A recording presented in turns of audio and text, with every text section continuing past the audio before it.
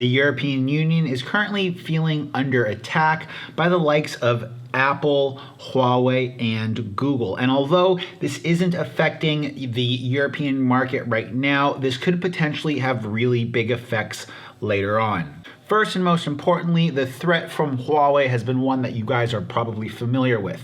In America, there are currently trade sanctions from the US to Huawei because the United States feels as if Huawei has backdoors in their tech that could potentially lead to breaches of national security.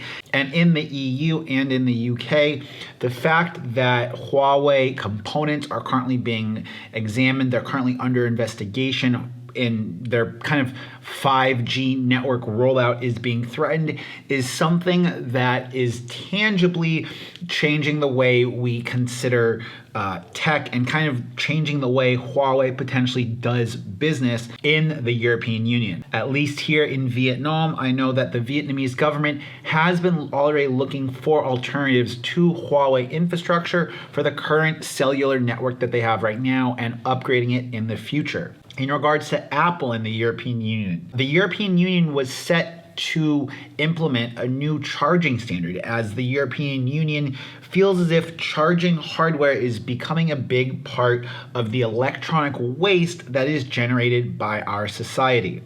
They're pushing for a universal connection standard, being the USB Type-C connection standard, and their kind of argument for all of this is that right now, because there's different chargers, there's different charging standards, a lot of these old chargers are basically ending up in landfills. And to limit this, the European Union wants to go ahead and enact a universal kind of USB Type-C charging standard, which would threaten Apple's Lightning port as it is.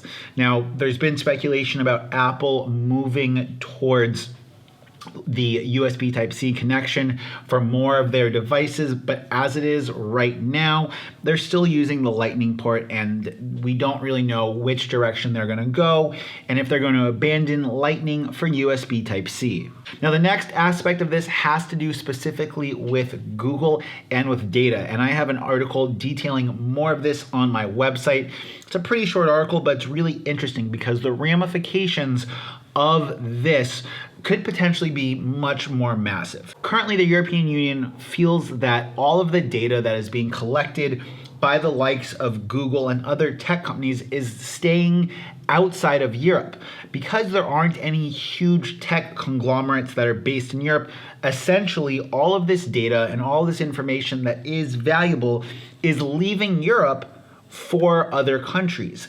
And Europe wants to begin to limit that or potentially find more homegrown, local European-based tech companies where the data would stay within Europe. And it's something that I think could have huge effects later down on the line, especially if there is a limit or if there's limits being placed on Google in Europe. We could see the overall flow of information considerably change. Now, if you guys want to read more about this, I have an article on my website, but from your point of view, from the end user point of view, how much of any of these things are you worried about? And if you're in Europe right now, do you feel like this is a big enough threat to justify the European Union either placing sanctions or going through some type of action to potentially change where this information goes and who's collecting it? Now, if you guys want to see more kind of opinion article videos like this, let me know in the comment section down below and like the video, because it goes a long way to letting me know the type of content that you guys want to see. And until next time, it's been Mitchell coming to you guys from Hanoi. Peace.